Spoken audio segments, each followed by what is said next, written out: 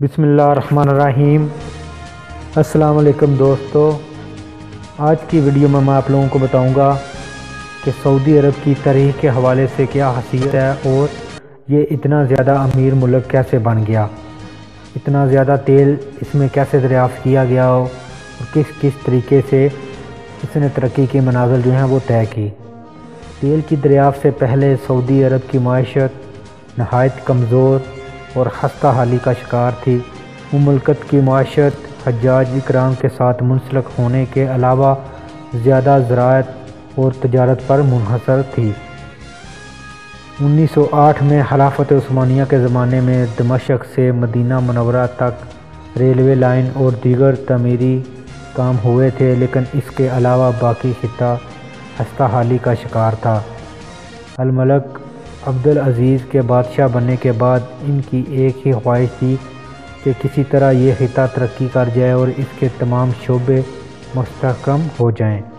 نئے بادشاہ نے اقتدار سنبھالنے کے بعد نئے وسائل کی تلاش کا فیصلہ کیا اور پھر سمندر سے وہ کچھ برآمد ہوا جس کا کسی نے کبھی سوچا بھی نہیں تھا۔ بحرین میں سن 1932 میں تیل کی دریافت کے بعد شاہ عبدالعزیز کو امید تھی کہ سعودی عرب کی زمین سے بھی تیل نکل آئے گا۔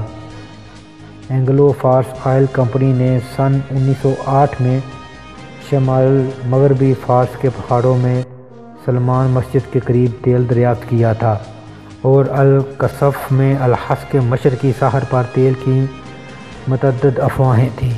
ان سب عوامل کو مد نظر رکھتے ہوئے الملک شاہ عبدالعزیز نے تیل تلاش کرنے کا فیصلہ کیا تھا۔ شاہ عبدالعزیز ابتدا میں برطانوی حکومت کے پاس گئے اور تیل کے ذخائر کی کھوج کے لیے فنڈ سمیت اقتصادی ترقی کے لیے 5 لاکھ پاؤنڈ کی مالی مدد کی درخواست کی۔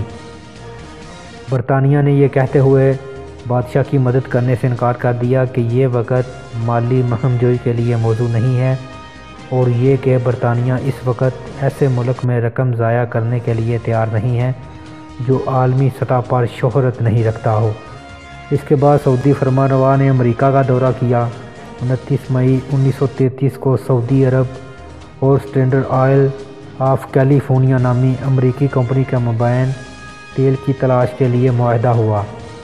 انتظامی امور چلانے کے لیے 8 نومبر کو ایک ماتحت کمپنی قائم کی گئی جس کا نام کیلیفورنیا عرب اسٹینڈرڈ آئل کمپنی رکھا گیا۔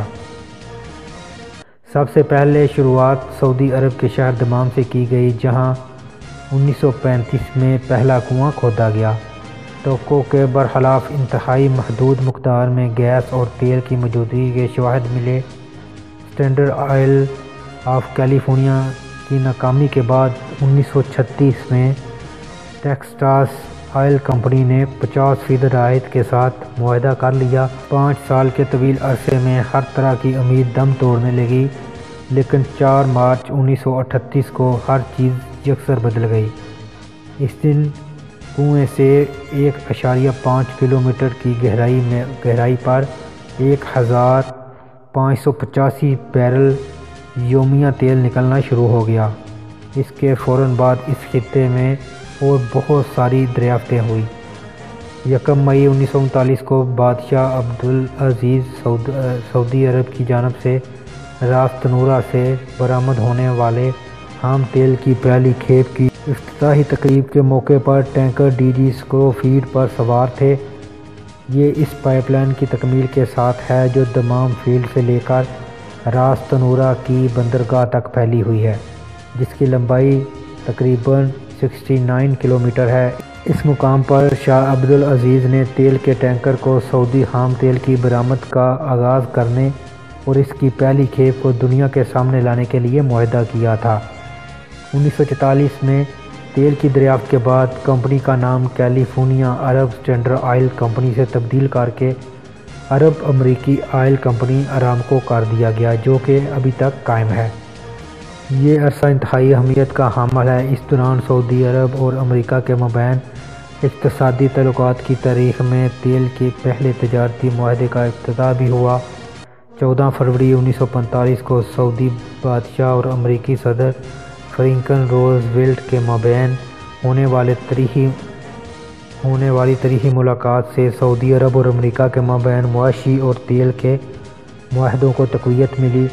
1950 کے آغاز تک سعودی حکومت نے ارامکو کے منافع کا 50% حاصل کرنے میں کامیابی حاصل کر لی تھی، اور پھر بتدریج 1973 میں یہ کمپنی کا 25% حاصل کیا، جو اگلے سال 60% تک پہنچ گیا۔ 1980 میں سعودی حکومت نے ارامکو کمپنی کا کنٹرول باضابطہ طور پر سنبھال لیا۔ اس کے بعد ایک نئی کمپنی ارامکو سعودی کا قیام ہوا، جس کے سربراہ علی بن ابراہیم النعیمی تھے۔ 1984 میں وہ کمپنی کے پہلے سعودی صدر بنے، اور پھر 1988 میں سعودی ارامکو کے پہلے صدر اور اس کے CEO کی حیثیت سے خدمات انجام دیتے رہے۔ سن 1950 میں کمپنی نے دنیا کے طویل ترین عرب پائپ لائن کا منصوبہ مکمل کیا، جس کی لمبائی 1212 کلومیٹر ہے۔ یہ پائپ لائن بہت اہمیت کی حامل ہے، کیونکہ یہ بحیرہ روم کے ساتھ سعودی عرب کے مشرقی خطے کو جوڑتی ہے۔ اس کی وجہ سے یورپ کو تیل برآمد کرنے میں وقت اور لاگت کو کم کیا گیا ہے۔ ارامکو نے خود کو صرف زمینی دریافتوں تک ہی محدود نہیں رکھا، بلکہ یہ سمندر میں بھی تیل کی تلاش کرنے لگی۔ اس کے 2 سال بعد 1951 میں سفانیہ کے ذخائر کا پتہ چلا، جو دنیا کے سب سے بڑا غیر ملکی تیل کا میدان ہے۔ 1958 میں ارامکو کے خام تیل کی پیداوار 10 لاکھ بیرل سے تجاوز کر گئی تھی، اور 1962 تک خام تیل کی مجموعی پیداوار 5 بلین بیرل تھی۔ تیل کی درآمدات کا خالص محصول 1972 سے 1978 کے دوران 4 گنا ہوا، جو 19.3 بلین ڈالر سے بڑھ کر 85.1 بلین ڈالر ہو گیا۔ اس عرصے میں ملک کی پیداوار میں صرف 38% اضافہ ہوا۔ 1981 تک پہلی بار راس تنورہ میں آف شور ٹرمینل سے خام تیل اور پیٹرولیم مصنوعات کی کھپت ایک سال میں 1 ارب بیرل سے تجاوز کر گئی تھی۔ سعودی عرب آج دنیا میں تیل پیدا کرنے والے 3 بڑے ممالک میں سے ایک ہے۔ اس وقت کے بادشاہ کی حکومت اور مہارت نے سعودی عرب کو مالی، معاشی اور سیاسی طور پر تیل پیدا کرنے والا ایک مضبوط ملک بنا دیا ہے۔ تو دوستو، یہ تیل کی دریافت تھی جس نے سعودی عرب کو اٹھا کے کہاں سے کہاں کھڑا کر دیا۔ آپ نے سنا کہ ایک وقت وہ بھی تھا کہ جب سعودی بادشاہ خود برطانیہ سے 4 لاکھ پاؤنڈ مدد مانگنے کے لیے گیا تو انہوں نے منع کر دیا۔